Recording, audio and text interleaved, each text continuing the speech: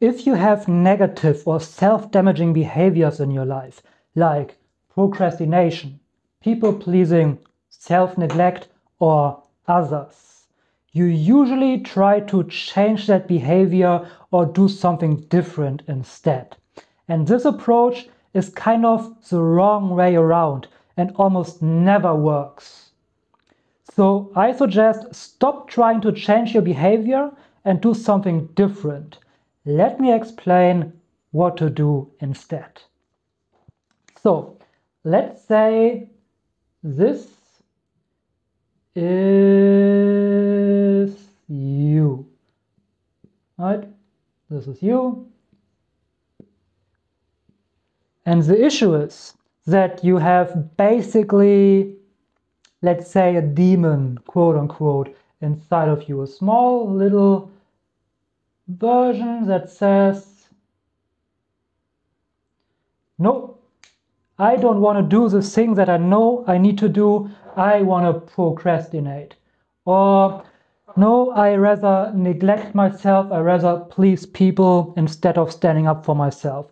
We can call this, according to Carl Jung, your shadow self. Also not entirely, but it goes in the direction. And this voice inside of you tells you or draws you in to do all of these. Actually, let me take a different color for this. Draws you to do all of these negative behaviors. Now, what many people do is that they say, hey, I don't want to do this anymore. I don't want to procrastinate. I don't want to people please. I don't want to neglect myself. So I'd rather do more positive behaviors. Let's make an arrow here with a P for positive. I hope you can see that. All right. By the way, I have a very noisy ground if you haven't noticed by now. You say, no, I don't want to do this anymore. I want to do this positive behaviors. And then you engage in positive behaviors. You change your behavior from the top, so to speak. You push a new behavior from the top. The issue is that here, from the bottom, this shadow inside of you, this voice telling you do this, is still there. It is still there and it's still telling you no procrastinate, no people please, no neglect yourself. You do all of this. I don't want to do this, I want to do that. And maybe you develop better coping mechanisms, maybe you can engage in this for a while, maybe even for all of your life. But this still doesn't go away. It's still there. And it's still always pushing you in this direction.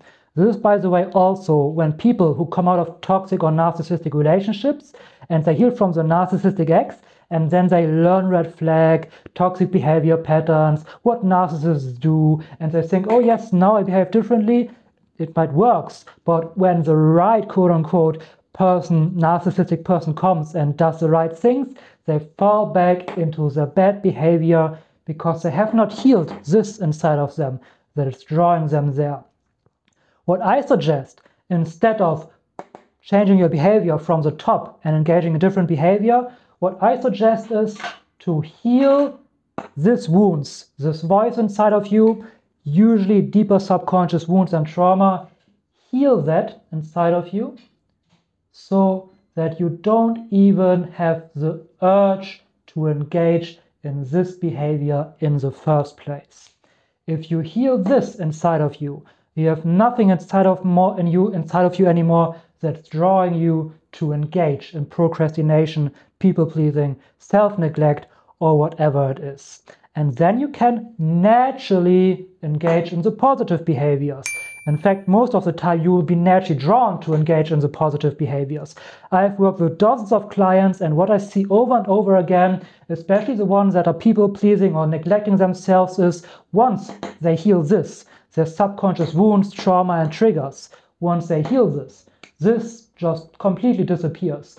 It doesn't even cross their mind anymore to neglect themselves, people please, or procrastinate. Because the reason why they did this in the first place is gone. And they will naturally engage in the positive behavior. So don't try to change your behavior from the top. It's not sustainable. Instead, go at it from the bottom, heal whatever inside of you is causing you to engage in the negative behavior in the first place, and your negative behavior will naturally and automatically change by itself. Alright, now you understand that you need to resolve the issues from the bottom and not go at it from the top. One thing is that you cannot think your way out of this. You need to work with your subconscious, and your subconscious does not work logically. But what does that mean, and how does your subconscious work? How can you finally resolve this? Find out how in the video right over there.